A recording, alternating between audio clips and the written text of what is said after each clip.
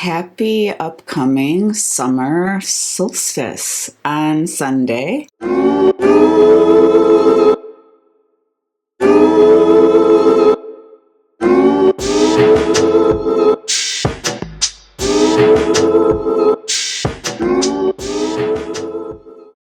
Yet again, once a year, we get to enter the longest day of the year in the Northern Hemisphere. This is the day that will have the most amount of light.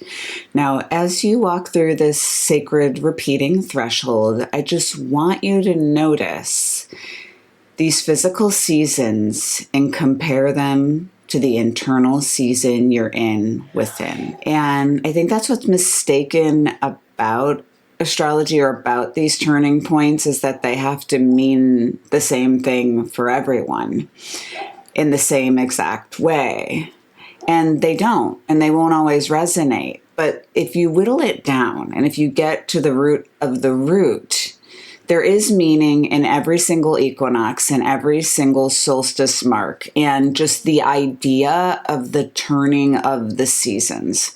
So I want this day, when you walk through the solstice, as you walk through the week and you feel it, to be a reminder that seasons do fucking change. And it just feels like this profound time to acknowledge your own season.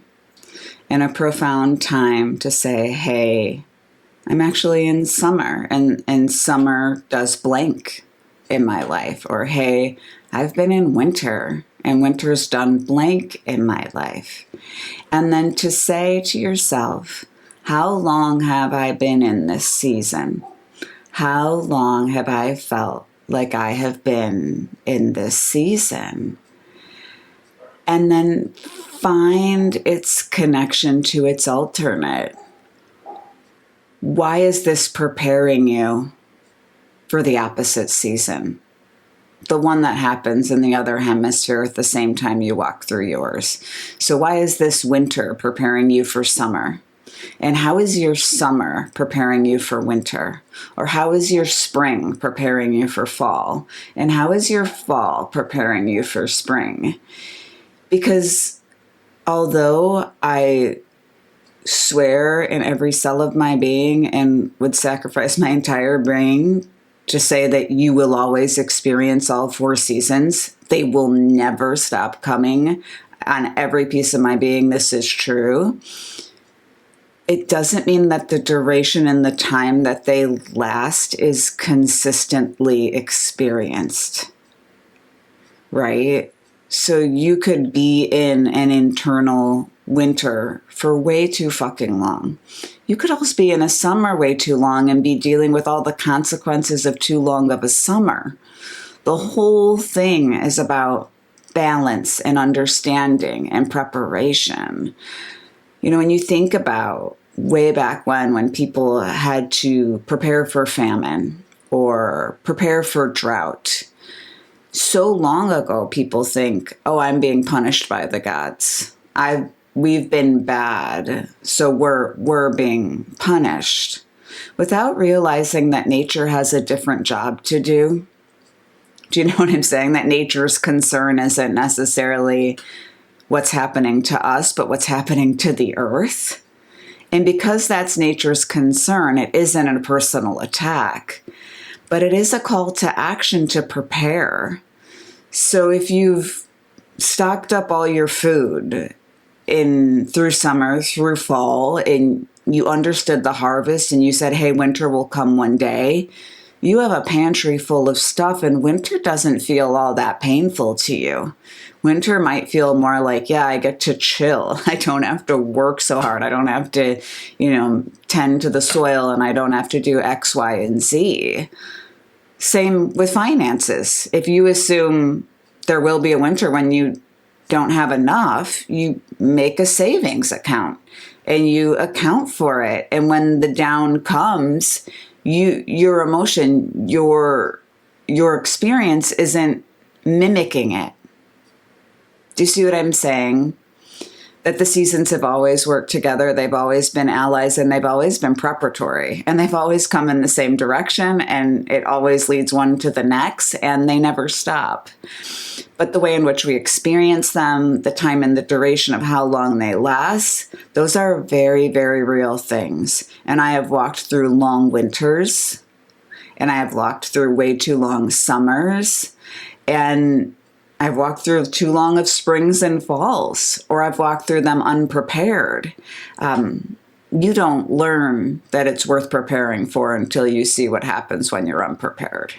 And I think that's where I would say at the summer solstice to give yourself grace. Until you learn the lesson, you can't master it.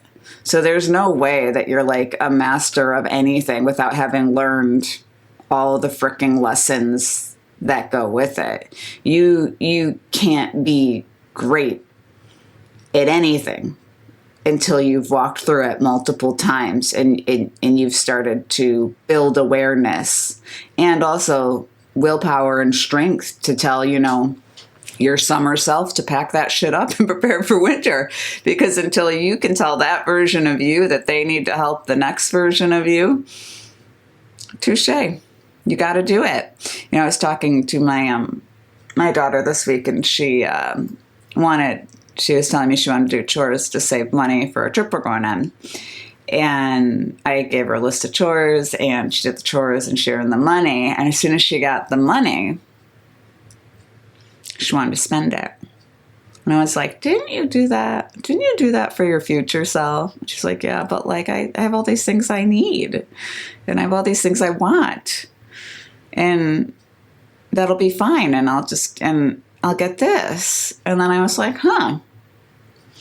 And I didn't really even say anything. But then she just started processing it out loud. And this idea of, well, why did I do the thing?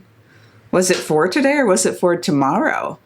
But how tomorrow's rewards can quickly be spent today in all regards. I'm talking about in all regards, not just money.